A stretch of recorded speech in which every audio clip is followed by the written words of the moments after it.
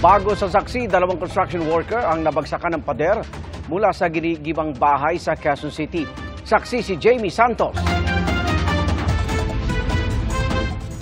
Sunod-sunod ang dating ng rescue team mula sa Barangay Amihan, City Disaster Risk Reduction and Management Office ng Quezon City at Bureau of Fire Protection.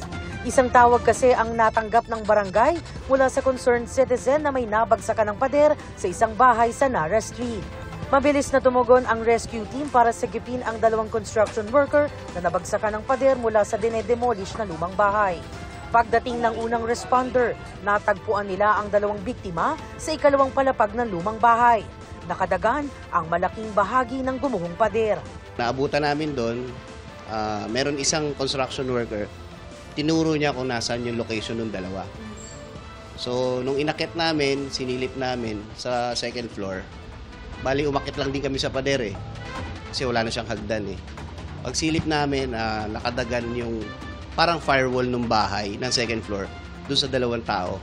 Ang isa, may nakadagan pang kahoy sa may parte ng ulo.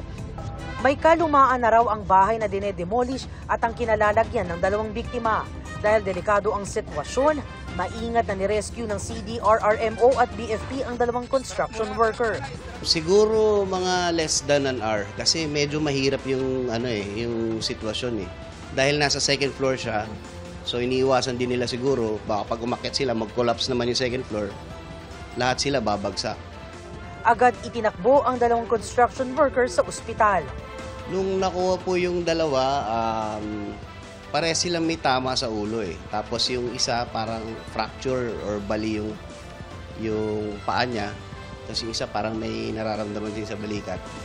Ayon sa pamunuan ng Barangay Amihan, wala pang permit to demolish ang kontraktor ng gigibaing lumang bahay, bagaman nakapagsabi na ito sa kanila. Kaya raw dapat walang nagaganap na anumang demolisyon o paggiba sa lumang bahay. Kailangan daw kasi kumpleto muna ito ng kaukulang permit. Patuloy pa namin kinukuha ang panig ng may-ari. Tumanggi namang humarap sa kamera ang punong barangay, pero nakikipag-ugnayan naman daw sa kanya ang may-ari na nangakong sasagutin ng kanyang kontraktor ang pagpapagamot sa dalawang biktima.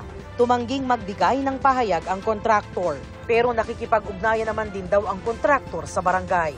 Para sa GMA Integrated News, Jamie Santos ang inyong saksi. Mga kapuso, sama-sama tayong maging saksi. Mag-subscribe sa GMA Integrated News sa YouTube at para sa mga kapuso abroad, samahan niyo kami sa GMA Pinoy TV at sa www.gmanews.tv.